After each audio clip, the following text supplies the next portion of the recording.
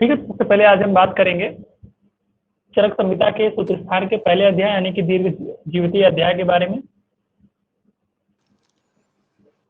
तो यहाँ पर सबसे पहले पॉइंट आता है दीर्घ जीवितीय अध्याय में चतुष्क बताए जाते हैं। 7 प्रकार के यहाँ पर आपके चतुष्क होते हैं और एक संग्रह द्वय होता है। उनमें सबसे पहले हम बात करते हैं, सबसे पहला जो इसका चतुष्क है वो है भैंसज चतुष्क। इसका मैंने कोड भी लिखवाया था आप सभी को, ठीक है। वो क्या था? भैंस ने कर योजना अन्न का संग्रह किया। भैंस, जिसे हम लोग अक्सर हम लोग अपने घरों में भैंस या गाय पालते हैं, तो वही वाली भैंस यानी कि जो दूध देती है वो उसे भैंस, वो भैंस और क्या है? भैंस ने कर योजना अन्न का संग्रह किया। भैंस ने कर योजना अन्न का संग्रह किया। तो भैंस के भा से जो है वो भैंसज है, सा से है स्वास्थ्य, ना से है निर्देश, का से कल्पना, रा से रोग चतुष्क, योजना से योजना चतुष्क, अन्न से अन्नपान चतुष्क और संग्रह से संग्रह द्वय। तो इस प्रकार से ये आपके 7 चतुष्क और 2 जो संग्रह द्वय बताए जाते हैं वो कंप्लीट हो जाते हैं। फिर हम बात करते हैं भैंसज चतुष्क के बारे में। तो जो भैंसज चतुष्क होता है इसमें आपके प्रारंभिक के 4 अध्याय आते हैं, यानी कि पहला, द्वितीय और तृतीय चतुर्थ अध्याय आते हैं। इसमें क्या है? बेसिकली दीर्घ जीवितीय अध्याय से पहला चैप्टर आपका होता है, तो वहां से लेकर के आपके चारों अध्याय जो बताए जाते हैं उन सभी में क्या है? बेसिकली भैंसज यानी कि औषधियों के बारे में ज्यादातर वर्णन पाया जाता है, इसलिए इसका नाम भैंसज चतुष्क, इस चतुष्क का नाम भैंसज चतुष्क पड़ता है। फिर हम यदि बात करें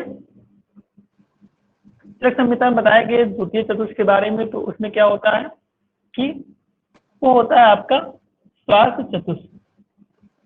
इसमें क्या होता है कि इसमें आपके 5 से 8 तक के अध्याय आते हैं, ठीक है। इसमें क्या है? जो आयुर्वेद का प्रयोजन होता है स्वस्थ स्वास्थ्यरक्षणम असुर शिकार प्रतिबंधम सा, ठीक है। यानी क्या है कि स्वास्थ्य की रक्षा भी करनी है और रोग को दूर भी करना है, रोग का शमन भी करना है। तो उस बेसिस पर क्या होता है कि ये जो आपका द्वितीय चतुष्क है यानी कि स्वास्थ्य चतुष्क, इसमें स्वास्थ्य रक्षण के क्या उपाय बताए गए हैं, स्वस्थ पुरुष के स्वास्थ्य की रक्षा करने के लिए जो भी चीजें आवश्यक है उन सभी चीजों का उपदेश यहाँ पर किया गया है। आपका थर्ड चतुष्क आता है निर्देश चतुष्क। इसमें बताया गया है कि इसमें आपका चैप्टर नंबर 9 से 12 आते हैं, यानी कि 9, 10, 11 और 12 4 अध्याय आते हैं। इसमें क्या होता है कि जैसे पहला तो था आयुर्वेद का प्रयोजन स्वास्थ्य की रक्षा करना, दूसरा क्या है? रोग का शमन करना। तो यानी कि कहने का मतलब इसमें कि ये है कि रोग के शमन करने के लिए किन किन चीजों का बताया गया है, यानी कि वैद्य के बारे में यहाँ पढ़ने को मिलेगा, रोगी के बारे में, परिचारक के बारे में, औषध यानी कि जो चिकित्सा के चतुष्पाद होते हैं। साथ साथ क्या है कि यहाँ पर आपको त्रिएषणाएं जो बताई जाती हैं वो भी मिलेंगी, ठीक है। और साथ साथ इसमें यहाँ पर वात पित्त कफ के मूलभूत कार्यों के बारे में भी उल्लेख किया गया है। फिर आपका आता है चौथा चतुष्क, जिसे हम लोग कल्पना चतुष्क कहते हैं। इसमें आपके चैप्टर नंबर 13 से 16 चैप्टर आते हैं, यानी कि 13, 14, 15 और 16 आते हैं। इनमें क्रम से स्नेह के बारे में बताया गया है, श्वेत के बारे में बताया गया है और चिकित्सा के बारे में अनेक चीजें आप लोग को कल्पना से संबंधित या फिर कल्प से संबंधित पढ़ाई जाती हैं। फिर आपका 5वां चतुष्क आता है रोग चतुष्क। इसमें आपका 17, 18, 19 और 20 अध्याय आते हैं। इनमें रोगों के बारे में संक्षेप में वर्णन किया गया है, ठीक है। साथ साथ इस यहीं पर आपको त्रिशोथ के बारे में बताया गया है, अष्ट उदर के बारे में बताया गया, अष्ट उदरीय अध्याय बताया गया है, महारोग अध्याय के वर्णन भी आपका रोग चतुष्क में ही आता है। इसका नाम रोग चतुष्क इसलिए पड़ा है क्योंकि यहाँ पर रोगों के बारे में बताया जाता है।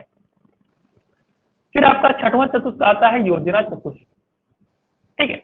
इसमें क्या होता है कि चैप्टर नंबर 21 होता है, 22 होता है, 23 होता है और 24 होता है। इनमें क्रम से 8 प्रकार के निंदित पुरुषों का वर्णन किया गया है, ठीक। जो स्थूल होते हैं, क्रश होते हैं, ठीक, उनके बारे अतिलोम अलोम वगैरह जो 8 प्रकार के पुरुष बताए गए हैं उनके बारे में वर्णन मिलता है। साथ साथ यहीं पर आपको लंघन के बारे में पता चलता है, ब्रंघन के बारे में पता चलता है, शतर्पण अवतर्पण की चीजें यहाँ पर बताई गई हैं। ठीक है, तो इस प्रकार से इसका नाम योजना चतुष्क पड़ा, क्योंकि यहाँ पर योजना का वर्णन आता है। फिर अब बात करें आपके सातवें यानी कि अंतिम चतुष्क के बारे में, तो वो होता है आपका अन्नपान चतुष्क। यहाँ पर अन्नपान नाम क्यों पड़ा है, क्योंकि यहाँ पर क्या होता है कि अन्नपान से संबंधित विषयों का वर्णन आप लोग को चैप्टर नंबर 25, 26, 27, 28 यानी कि अन्नपान चतुष्क में प्राप्त होता है। ठीक है, असित पीत जो अन्न बताए गए हैं आपके, खारिज वगैरह जो बताए गए हैं, ठीक है, उन सभी का क्या परिवर्तन होता है, गुण एवं दोष के साथ क्या कनेक्शन होता है, उन सभी चीजों के बारे में बेसिक चीजें यहाँ पर आपको पढ़ने को प्राप्त होती हैं। फिर अब यदि बात करें 8वां पॉइंट जो आता है आपका चतुष्क के अंतर्गत, उसे हम लोग संग्रह द्वय के नाम से जानते हैं। यहाँ संग्रह मतलब है संग्रहण किया गया है, द्वय मतलब है दो। प्लीज किसी का माइक अगर ओपन हो तो आप म्यूट कर लीजिए। ठीक है, तो यहाँ पर संग्रह द्वय क्यों बताया गया है, क्योंकि यहाँ पर हम लोग को संग्रह किया गया है किसका, द्वय मतलब दो चैप्टर का। वो कौन कौन से अध्याय हैं, 29 और 30 मतलब 29वां और 30वां अध्याय। ठीक है, इसमें क्या है, चिकित्सक के लक्षण और भेदों के बारे में बताया गया है, साथ साथ हृदय ओज आदि का वर्णन यहाँ पर, और आयुर्वेद के लक्षणों का वर्णन भी आपको संग्रह द्वय में ही प्राप्त होता है। ये बेसिक चीजें थी, यहाँ से क्वेश्चन भी आपके बनते हैं, साथ साथ यूजी में भी यहाँ से क्वेश्चन आप लोग को मिलते हैं, लॉन्ग क्वेश्चन यहाँ से बन सकते हैं। यानी कि क्वेश्चन इस प्रकार से पूछा जा सकता है कि चतुष्क को वर्णन करते हुए दीर्घ जीविती अध्याय की विस्तार से व्याख्या कीजिए, या फिर त्रियेष्णी अध्याय की विस्तार से व्याख्या कीजिए, इंद्र प्रमणीय अध्याय की विस्तार से व्याख्या कीजिए, या फिर कभी कभी क्या करता है एग्जामिनर कि आपसे सूत्र स्थान के 30 अध्यायों के नाम भी पूछ लेता है। तो ये आपके लिए इंपॉर्टेंट है, इसको आप लोग अच्छे से ध्यान से पढ़ लीजिएगा, कहीं पर कोई डाउट हो तो आपसे पूछ सकते हैं। आयुर्वेद के अवतरण के संबंध में मैंने आप लोग को बहुत शॉर्ट में पहले ही बताया है। ठीक है, कि यदि हम बात करें आचार्य चरक के बारे में, तो आचार्य चरक में जो आयुर्वेद का अवतरण बताया है, जो सुश्रुत ने बताया है, जो कश्यप ने बताया है, वो सभी बहुत कॉमन है। उनमें नीचे के 2 या 3 नाम चेंज हो सकते हैं, बाकी सब ऊपर के सेम रहेंगे। यानी कि हम यदि बात करें तो सबसे पहले इस आयुर्वेद का ज्ञान किसको था, सबसे पहले इस आयुर्वेद का ज्ञान ब्रह्मा जी को था। ब्रह्मा जी से इस आयुर्वेद का ज्ञान दक्ष प्रजापति जी ने ग्रहण किया। यानी कि जब ब्रह्मा जी ने उपदेश दिया इस आयुर्वेद का, तो उसका ज्ञान दक्ष प्रजापति जी ने ग्रहण किया। फिर जब दक्ष प्रजापति जी को यह ज्ञान हो गया, तो दक्ष प्रजापति जी से अश्विनी कुमारों ने इस आयुर्वेद के ज्ञान को प्राप्त किया। अश्विनी कुमारों से इस आयुर्वेद का ज्ञान इंद्र जी ने प्राप्त किया।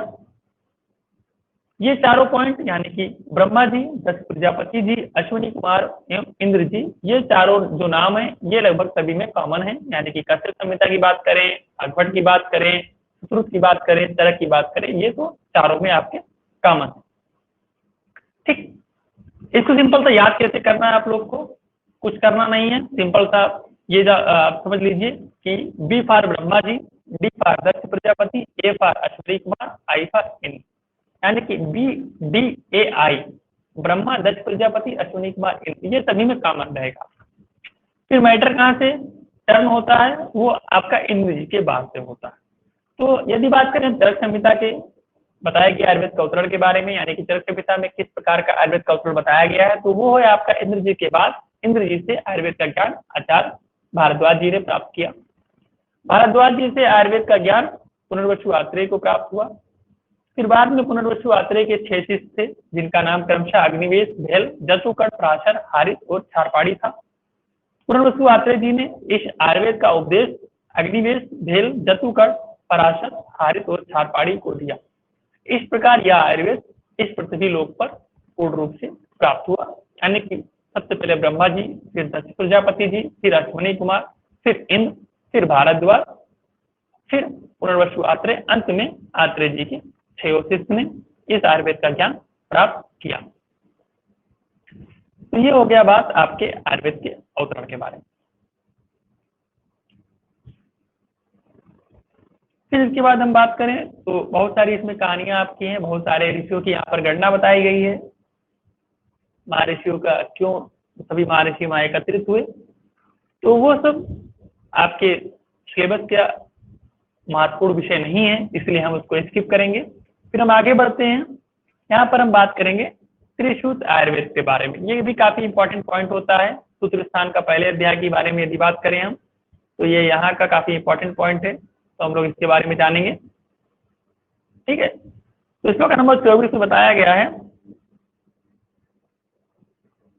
त्रिसूत्र आयुर्वेद के बारे में। तो यहाँ है कि त्रिसूत्र आयुर्वेद का स्वरूप यहाँ बताया गया है। हेतु लिंगो औषध ज्ञानम स्वास्थ्य आतुर पराणाम त्रिसूत्रम शाश्वतम पुण्य बुबुदे या पितामह। इस श्लोक नंबर 24 से यहाँ बताया गया है हेतु लिंग औषध ज्ञान, यानी कि जिसको हेतु लिंग और औषध का ज्ञान उत्तम ज्ञान होता है। ठीक, तात्पर्य है कि जो स्वस्थ व्यक्ति होते हैं या फिर जो रोगी होते हैं उनके लिए उत्तम क्या है, उनके लिए उचित क्या है।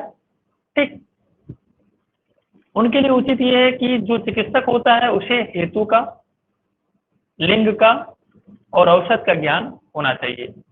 ठीक, ऐसा जो हमारा आयुर्वेद है, यानी कि ऐसा जो त्रिसूत्रीय आयुर्वेद है जो शाश्वत है, यानी कि नित्य है, लगातार बना रहने वाला है, पुण्य देने वाला होता है। क्योंकि जब हमें या फिर किसी चिकित्सक को किसी रोग के हेतु पता रहेंगे, उसका लक्षण पता रहेगा, तभी वो उस रोग के लिए औषधि की कल्पना कर पाएगा।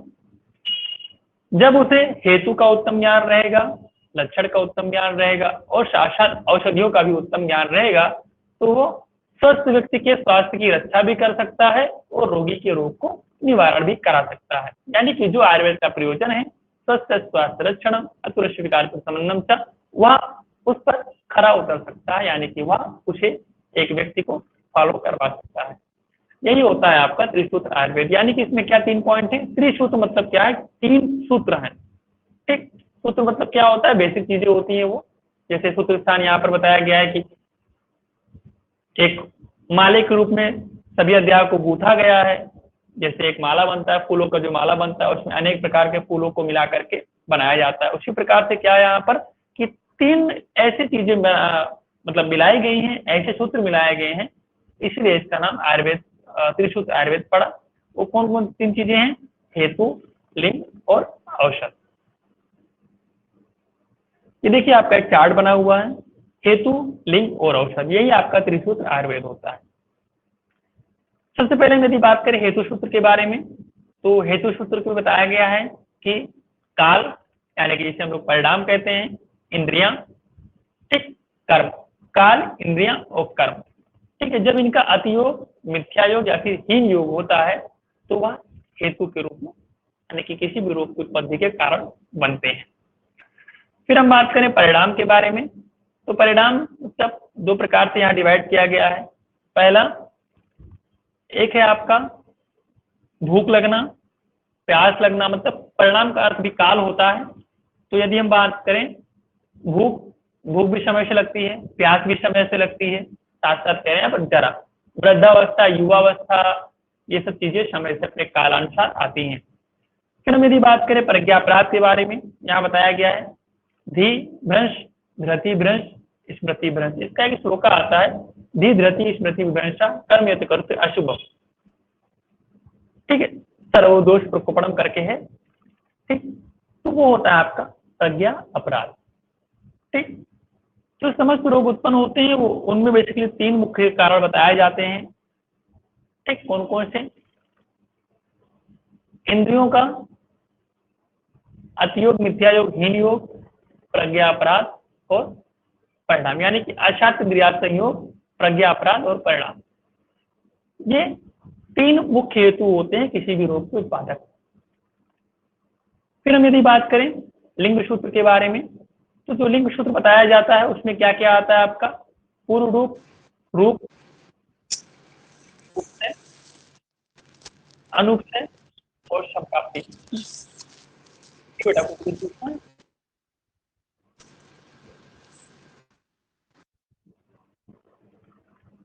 उसमें गलती से अनम्यूट हो गया था। ओके कोई बात नहीं। ठीक है, तो जो आपका लिंग सूत्र होता है उसमें क्या होता है, पूर्व रूप, रूप, उपचय, अनुपचय, संप्राप्ति। आप लोगों ने पढ़ा होगा निदान पंचक में, ये सब चीजें आप लोग को मिली होंगी। देन हम बात करते हैं लिंग में। यदि बात करें या फिर एक प्रकार से हम बात करें शारीरिक और मानसिक दोष के बारे में, तो उसमें क्या आता है आपका शारीरिक दोष में वात पित्त कफ होता है, मानसिक दोष में रज और तम आता है। ठीक है, फिर हम बात करते हैं औषध के बारे में। तो बेसिकली यहाँ पर औषध को 3 पार्ट में डिवाइड किया गया है, दोष शामक, दोष प्रकोपक और स्वस्थ व्यक्ति के लिए या फिर स्वस्थ के लिए हितकारी। ठीक, ये आपके पॉइंट थे त्रिशूत्र आयुर्वेद के बारे में।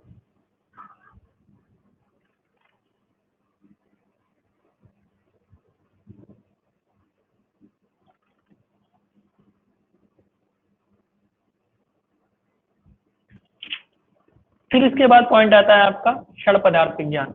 आप सभी ने पढ़ा होगा कि द्रव्य गुण में भी 6 पदार्थ बताए जाते हैं, बस यहाँ पर क्या है उसका थोड़ा सा क्रम केवल चेंज है। ठीक, वहां पर क्या था द्रव्य गुण कर्म, ठीक, समान विशेष समूह। यहाँ पर क्या है समान विशेष गुण द्रव्य कर्म और समूह। ठीक, ये 6 पदार्थ बताए गए हैं आयुर्वेद में। कभी कभी क्या होता है वैभव में एग्जाम में पूछ लेता है कि क्षण पदार्थों का वर्णन आचार्य चरक ने किस अध्याय में किया या फिर किस स्थान में किया, तो आप लोग याद होना चाहिए सूत्र स्थान का प्रथम अध्याय दीर्घम द्वितीय अध्याय। ठीक, तो हम आगे कंटिन्यू करेंगे इन्हीं क्षण पदार्थों के बारे में। ये जो 6 प्रकार के पदार्थ बताए गए इन्हीं पदार्थों के बारे में हम आगे पढ़ेंगे।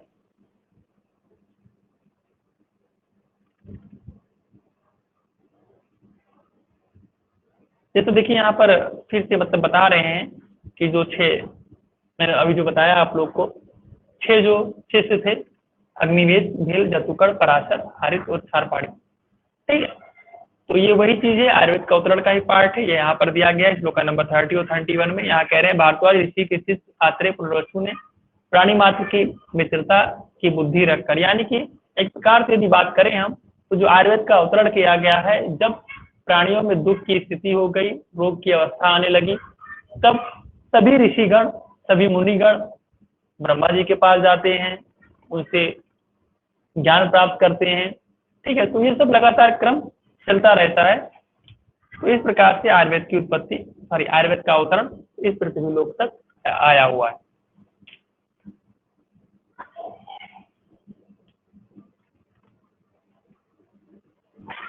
फिर हम बात करेंगे आयुर्वेद की परिभाषा के बारे में। तो यहाँ पर बहुत ही इंपॉर्टेंट पॉइंट है, बहुत ही इंपॉर्टेंट श्लोक आप लोग के लिए 41 श्लोक। हिताहितम सुखम दुखम आयुष्तस्य हिताहितम मानम च तत्रोक्तम आयुर्वेद उच्यते। ठीक है, यहाँ कह रहे हैं आयुर्वेद की परिभाषा के बारे में बता रहे हैं कि हिताहितम सुखम दुखम, यानी कि एक प्रकार से बात करें तो हित आयु अहित आयु, सुख आयु दुख आयु, यानी कि हिता अहितम। यहाँ पर जो हिता अहितम लिखा हुआ है इसके बीच में आ की मात्रा है, तो आप लोग को कंफ्यूज नहीं होना है। यहाँ पर आप लोग को पढ़ना है हिता अहितम। ठीक, सुखम दुखम आयुष्तस्य हिता अहितम मानम चातत यत्रोक्तम आयुर्वेद उच्यते, यानी कि यहाँ पर यह बताने का एक प्रकार से भाव है कि जिस ग्रंथ में हित आयु अहित आयु सुख आयु दुख आयु, इन 4 प्रकार की जो आयु है, जो 4 प्रकार की आयु है, इनके लिए क्या हित है, क्या अहित है, क्या उचित है, क्या अनुचित है। ठीक है, साथ साथ इस आयु का क्या प्रमाण है और आयु का क्या स्वरूप है, यानी कि जिस ग्रंथ में हित आयु अहित आयु सुख आयु दुख आयु के लिए क्या हित है, क्या अहित है, क्या प्रमाण है, क्या स्वरूप है, वर्णन किया गया हो या फिर बतलाया गया हो, उसे आयुर्वेद शास्त्र कहा जाता है। फिर आता है आपका आयु के लक्षण एवं पर्याय। ये भी श्लोका बहुत ज्यादा इंपॉर्टेंट आप लोग के लिए। ये सब बेसिक श्लोकाज हैं सूत्र स्थान के, ये आपको याद होने चाहिए। कह रहे हैं शरीर इंद्रिय सत्व आत्मा संयोगोधारी जीवितम नित्य क्षणानुबंध पर्याय आयुरुच्यते। यहाँ ये बता रहे हैं कि पहला तो बता रहे हैं कि आयु क्या है, यानी कि आयु का लक्षण क्या है। कह रहे हैं शरीर इंद्रिय सत्व आत्मा संयोगो, यानी कि शरीर का इंद्रियों का, ठीक है, सत्व मतलब मन है और आत्मा, ठीक, इन सभी के संयोग को आयु कहते हैं। यानी कि जब इनका संयोग होता है तो इसे हम आयु कहते हैं। तात्पर्य है कि बिना शरीर के इंद्रिय मन और आत्मा के रहने पर आयु नहीं कहलाएगा, बिना इंद्रिय के मन शरीर आत्मा के रहने पर आयु नहीं कहलाएगा, बिना मन के शरीर इंद्रिय आत्मा रहने पर आयु नहीं कहलाएगा, या फिर बिना आत्मा के शरीर इंद्रिय मन रहने पर आयु नहीं कहलाएगा। जब तक ये चारों चीजें यानी कि शरीर इंद्रिय मन और आत्मा नहीं रहेंगी तब तक हम उसे आयु की श्रेणी में नहीं रख सकते। फिर बता रहे हैं इसके पर्याय के बारे में, कह रहे हैं कि धारी जीवितम नित्य क्षरानुबंध, धारी यानी कि जो धारण करता है, ठीक, जीवित जो जीवित है, जो प्राणों को धारण करता है, जो मतलब जिसमें जीव है, जो जीवित है, नित्य यानी कि यहाँ ये बता रहे हैं नित्य का अर्थ होता है कि जो प्रतिदिन जाती रहे, जो खत्म होती रहे, ठीक, नित्य है। फिर अनुबंध, अनुबंध मतलब ये होता है कि एक प्रकार से यदि समझें तो प्राण का संबंध सदा शरीर से जब तक लगा रहता है तभी तक आयु होती है, यही तात्पर्य अनुबंध, ठीक। और चेतना, चेतना ही जो आपका है वो प्राण है, ठीक है, वही आपकी आयु है। इस प्रकार से हमने बात की आयु के पर्याय के बारे में।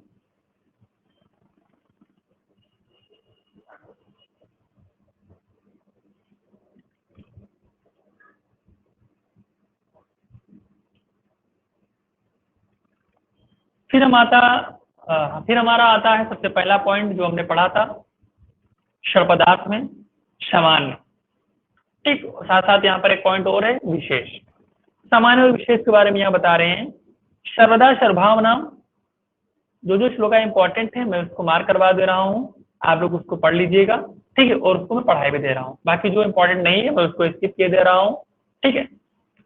यहाँ बता रहे हैं सर्वदा सर्वभावना सामान्य वृद्धि कारण ह्रास हेतु विशेष प्रवृत्ति रूप है। कह रहे हैं समान तथा विशेष की परिभाषा। समान बेसिकली क्या होता है कि वो सभी भाव में बढ़ाने वाला होता है, यानी कि वृद्धि कराने वाला सामान्य होता है, और जो आपका ह्रास कराने का कारण होता है उसे विशेष कहते हैं, ठीक। तात्पर्य यह है कि सामान्य और विशेष दोनों की जो प्रवृत्ति होती है उन दोनों में दो पॉइंट हैं, डिफरेंट हैं। समान से क्या होता है, बढ़ोतरी होती है, वृद्धि होती है, और जो विशेष होता है आपका वो कम कराता है, यानी कि वो ह्रास कराता है। फिर यदि बात करें इनके दोनों के टाइप के बारे में तो इनके तीन विध माने जाते हैं, द्रव्य समान, गुण समान, कर्म समान। द्रव्य विशेष, गुण विशेष और कर्म विशेष। सामान्य का यदि हम बात करें एक एग्जाम्पल के बारे में तो जो आपका द्रव्य समान है उसमें क्या है, मांस खाने से शरीर में मांस की वृद्धि होती है। फिर हम यदि बात करें गुण समान के बारे में, यहाँ ये बताते हैं कि दूध एवं घी खाने से शरीर में शुक्र की वृद्धि होती है, क्योंकि जो शुक्र का गुण होता है वो दूध के और घी के गुण से समानता रखता है। फिर हम यदि बात करें कर्म सामान्य के बारे में तो कह रहे हैं कि वायु का कर्म क्या होता है, चंचल होता है, और दौड़ने से शरीर में वायु की वृद्धि होती है, क्योंकि वो कर्म की समानता पाई जाती है, ठीक। तो इस प्रकार से यहाँ पर सामान्य और विशेष तीन प्रकार के माने जाते हैं। साथ साथ आगे के श्लोका में फिर ये बताया जा रहा है, श्लोका नंबर 45 में कह रहे हैं कि समान जो होता है वो एक बुद्धि को उत्पन्न करने वाला होता है, और जो भिन्न बुद्धि को उत्पन्न करता है, श्लोका नंबर 45 में देखिए आप लोग, कह रहे हैं कि समान जो होता है वो एक बुद्धि को उत्पन्न करने वाला होता है, और जो भिन्न बुद्धि को उत्पन्न करे वह विशेष, यानी कि जो अलग बुद्धि को उत्पन्न करे, जो विशेषता बताए उसे विशेष कहा जाता है। किसी कोई डाउट हो तो पूछिए आप लोग।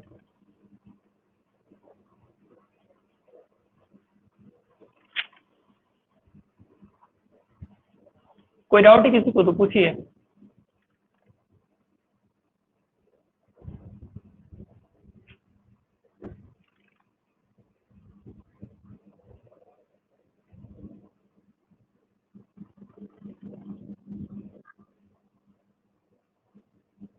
फिर आगे एक पॉइंट आता है लोक का आधार या फिर आयुर्वेद का अधिकरण, ठीक। तो सबसे पहले बात करते हैं हम लोग लोक के आधार के बारे में।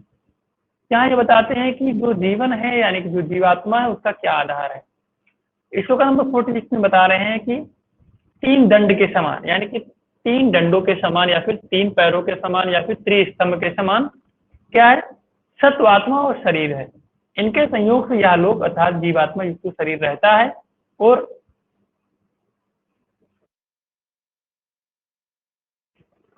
इसी शरीर में सब कुछ प्रतिष्ठित, यानी कि बिना शरीर के या जीवन नहीं होगा, और फिर जो जीवित नहीं है उसके बारे में क्या ही बात किया जाए, या फिर क्या ही उसका महत्व होता है। तो यहाँ पर शरीर में क्या है कि आत्मा सत जब रहता है तभी उसकी व्याख्या होती है, तभी उसकी विशेषता होती है। तो इस प्रकार से यदि बात करें तो क्या है कि लोक का जो आधार है वो शरीर, सत और आत्मा है। फिर आगे बात कर रहे हैं कि आयुर्वेद का अधिकरण। यहाँ ये बता रहे हैं कि उस सत्व आत्मा और शरीर, इसको का नंबर 47 में बता रहे हैं कि उस सत्व आत्मा और शरीर के संयोग को ही पुमान यानी कि पुरुष कहते हैं। तात्पर्य यह है कि जब तक शरीर के साथ सत्व और आत्मा यानी कि मन और आत्मा का संबंध नहीं रहेगा तब तक वह पुरुष की उपाधि को प्राप्त नहीं करेगा। वही सत्व आत्मा और शरीर चेतना है, वहीं से मिलित रूप से सत्व और आत्मा और शरीर इस आयुर्वेद शास्त्र का अधिकरण यानी कि चिकित्सा का विषय है। इसी सत्वादि विशिष्ट लोक के लिए इस आयुर्वेद शास्त्र का प्रकाश किया गया। तात्पर्य यह है कि आयुर्वेद का जो मुख्य उद्देश्य था, जो मुख्य प्रयोजन था, वो यही था स्वस्थ व्यक्ति के स्वास्थ्य की रक्षा करना और रोगी व्यक्ति के रोग का निवारण करना। ठीक है, तो जो शरीर है, ठीक, शरीर में रोग की उत्पत्ति होती है और शरीर ही निरोग रहता है, यानी कि शरीर ही रोगी होता है और शरीर ही स्वस्थ होता है। ठीक, आत्मा कभी रोगी नहीं होती, ना ही आत्मा कभी स्वस्थ होती है। ठीक, तो इस प्रकार से यदि बात करें तो सब कुछ इस संसार में जो भी चीजें हैं सब शरीर के अधीन है। जब तक शरीर के साथ आत्मा का और आत्मा के साथ मन का, यानी कि शरीर, आत्मा और सत्व का जब तक तीनों का संबंध बना हुआ है तब तक ही संसार है, तब तक ही जीवन है। बिना इन तीनों के संसार बिल्कुल भी नहीं है, यानी कि जीवन भी नहीं है। तो इस प्रकार हमने बात की आज सूत्र स्थान के पहले अध्याय दीर्घम द्वितीय अध्याय के बारे में। बाकी जो चीजें बच रही हैं उसको हम लोग कल पढ़ेंगे। तो किसी को कोई डाउट हो तो आप लोग पूछ सकते हैं।